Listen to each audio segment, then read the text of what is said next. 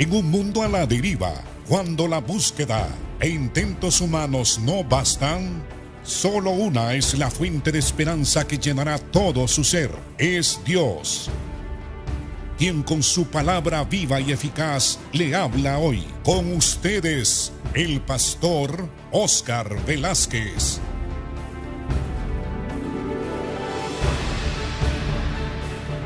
Bienvenidos a su programa Viva y Eficaz. El Señor les dé sabiduría para poder entender, o nos dé sabiduría para que podamos comprender el significado de su palabra y aplicarlo a nuestra propia vida. Estamos estudiando sobre el tema de la autoridad de Cristo y el tema general es el Evangelio según San Juan. Pero el Señor fue siempre bien cuestionado. Su autoridad mientras predicó, algunos dicen que Jesús ejerció un ministerio de 3 años y medio y otros de 3 años. Pero siempre que el Señor anduvo predicando, a causa de sus palabras que declaraban que Él era el Mesías y que también Él era el Hijo del Dios viviente, muchos de los incrédulos y de los que le tenían envidia le cuestionaban su ministerio, sobre todo su autoridad. Y en el capítulo 5 del libro de Juan, el Señor habla que tiene la autoridad de hacer juicio, que Él y el Padre una sola cosa son, y que Él no habla por sí mismo, sino que las palabras que el Padre le dice que debe de hablar, esas habla. Y que también las obras milagrosas y maravillosas que Jesucristo hacía eran las mismas obras del Padre. Porque Él decía, yo no puedo hacer nada.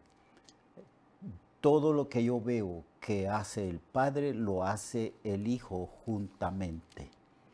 Así que el Señor está hablando a todas aquellas personas que estaban cuestionando su identidad como Mesías y también su autoridad.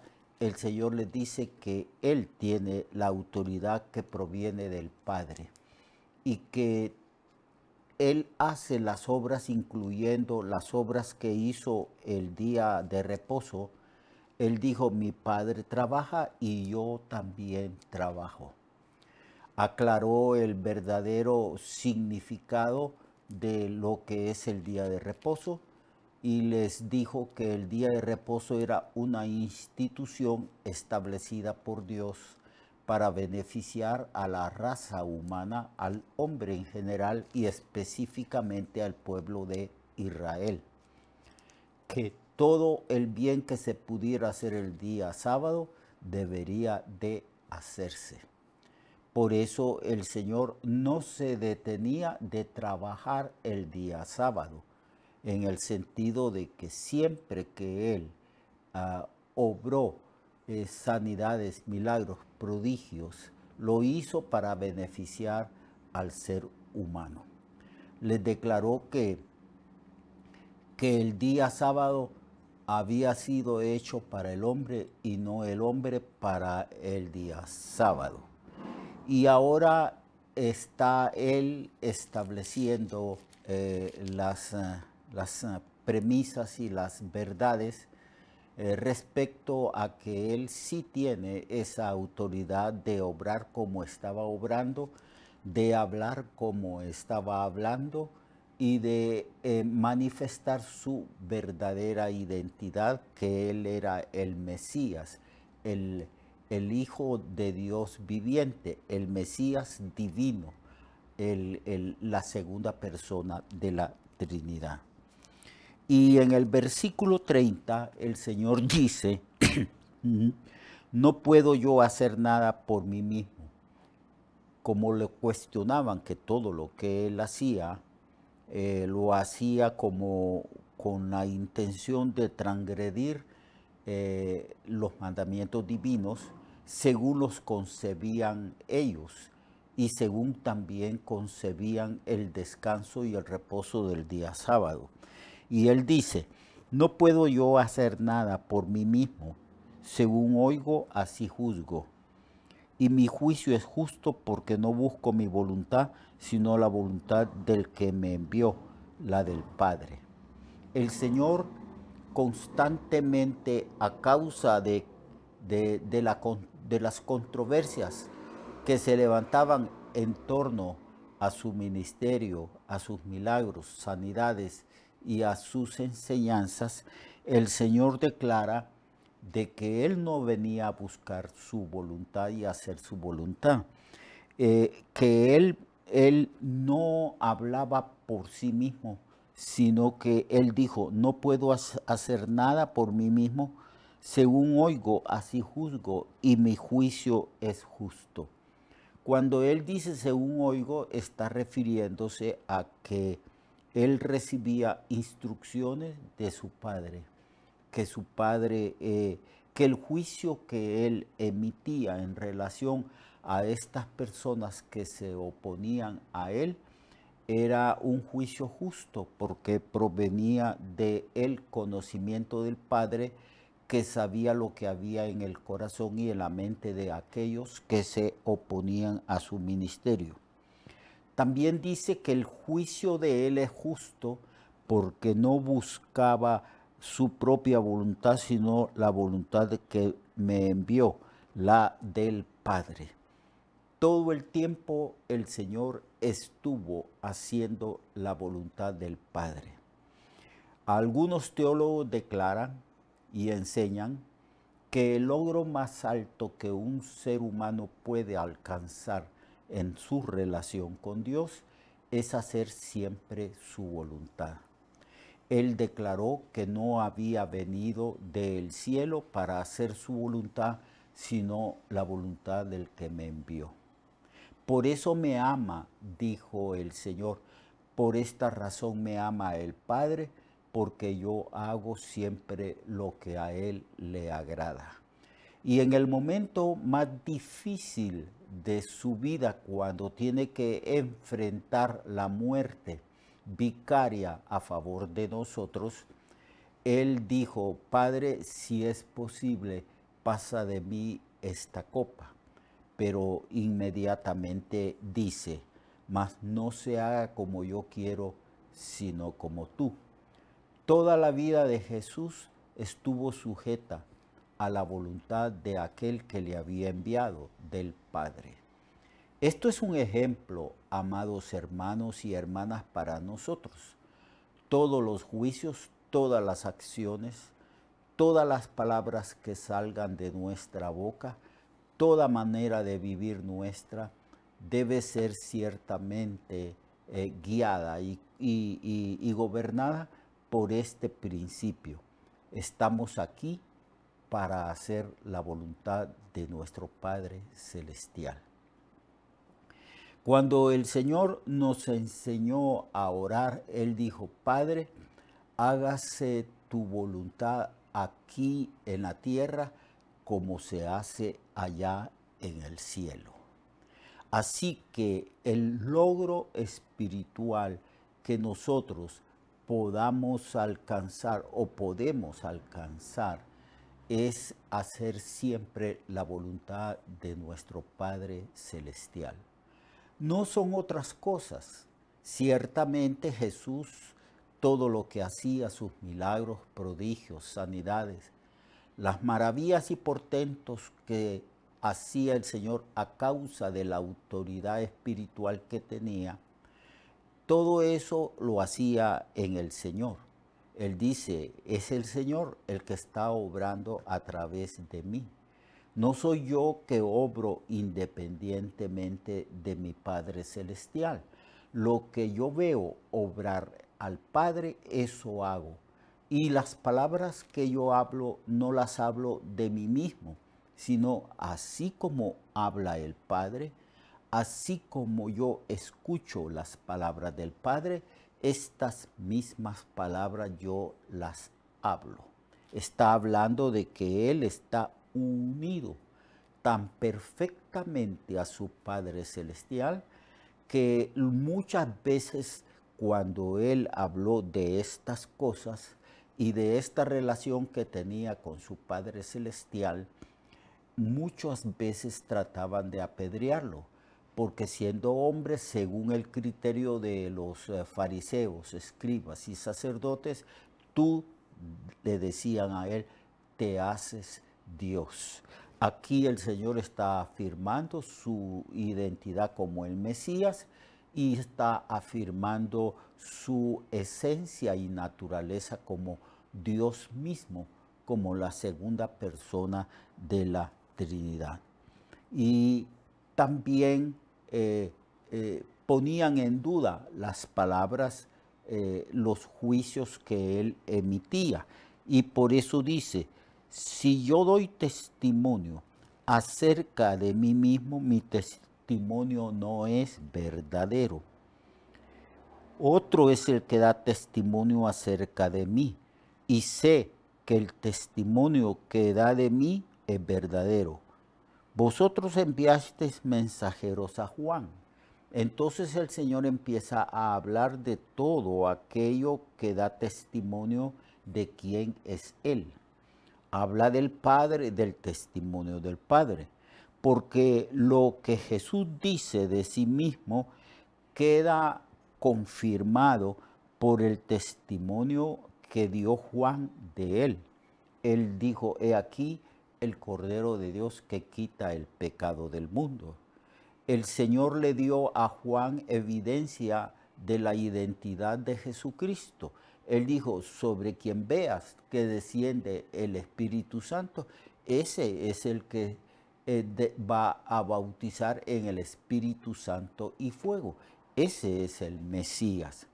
Cuando Jesús subió del agua después del bautismo en aguas, el Espíritu Santo descendió del cielo en forma, dice la Biblia, corporal como de paloma.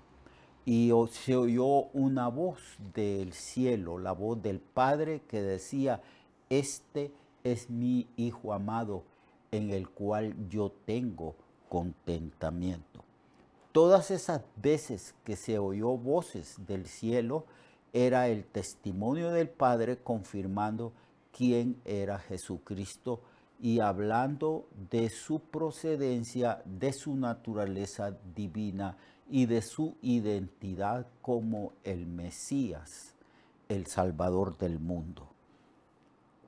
Y luego Jesús habla del testimonio de Juan, al decirles, vosotros enviasteis mensajeros a Juan, y él dio testimonio de la verdad, pero yo no recibo testimonio de hombre alguno, mas digo esto para que vosotros seáis salvos. Porque ciertamente Juan era tomado como un profeta de Dios. Un profeta es aquel que habla en lugar de Dios, que habla las palabras de Dios y que pronuncia el mensaje que proviene del corazón de Dios.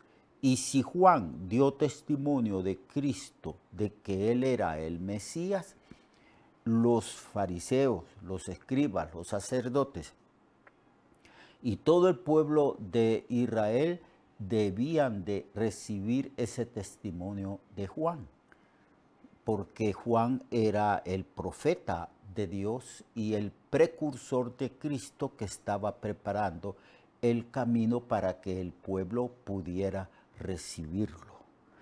Pero luego dice que aunque el testimonio de Juan es verdadero y que el testimonio de Juan tenían que escucharlo y recibirlo respecto a la identidad del Señor, él dice, yo no recibo testimonio de hombre alguno, mas digo esto para que vosotros seáis salvos. Porque lo que predicaba ciertamente Juan, si se creían sus palabras, conducirían a la salvación al pueblo de Dios, porque Juan era la voz que clamaba en el desierto, la voz que proclamaba la voluntad del Señor, diciéndole al pueblo que ya estaba cerca la venida del Mesías y que era necesario que el pueblo se arrepintiera de sus pecados y creyese el Evangelio. Y por eso el Señor habla de Juan, de su ministerio. Él era una antorcha que ardía y alumbraba. Y vosotros quisisteis regocijaros por un tiempo en la luz que emitía Juan. Él no era el Mesías como dio testimonio. Yo no lo soy, dice. Yo soy solamente una voz en el desierto que clama, arrepentidos, convertidos, que clama y que anuncia la venida del Mesías. Mas yo tengo un mayor testimonio que el testimonio de Juan, dice Jesucristo. Mas yo tengo un mayor testimonio que el de Juan, porque las obras que el Padre me dio para que cumpliese las mismas obras que yo hago dan testimonio de mí, porque el Padre me ha enviado. Jesucristo está diciendo que todos sus milagros, prodigios y sanidades que hizo a lo largo de su ministerio, ese es un testimonio poderoso. Esos milagros y prodigios que el Señor hizo atestiguan ciertamente que Él es el Mesías, el enviado de Dios, que Él es el Hijo de Dios, que Él es eterno, que Él es Dios mismo encarnado que vino a este mundo para tomar la forma humana, para llevar nuestros pecados sobre sí mismo, para que nosotros tuviéramos la oportunidad de ser perdonados y recibir la vida eterna de parte de Dios. Entonces, los milagros que hacía el Señor, ningún hombre los podía hacer. Eran milagros de procedencia divina. Eran milagros que le decían a la gente, le testificaban a la gente que Jesucristo era el Mesías que el pueblo había esperado por tanto tiempo. Y que Jesucristo era Dios encarnado. Y que ahora Él estaba presente allí en el pueblo, predicando el Evangelio, anunciando la necesidad de que el pueblo tenía que arrepentirse y creer en el Evangelio que Él estaba predicando. Esto es así, y los milagros y los prodigios que el Señor hizo eran el testimonio divino, el testimonio que Dios daba de su Hijo para que creyesen en Él. Mañana vamos a continuar hablando de los testimonios que constatan, que dan fe de que Jesucristo es el Mesías y es el Dios encarnado. Lo espero mañana. Dios le bendiga a usted. Dios lo guarde y guarde a toda su familia. Recuerde que su vida puede cambiar y mejorar, porque la palabra de Dios es viva y eficaz y más cortante que toda espada de dos filos. Hebreos 4:12. Nuestra oración y deseo es que esta palabra predicada lleve mucho fruto. Le esperamos en el próximo programa, a esta misma hora y en esta misma estación.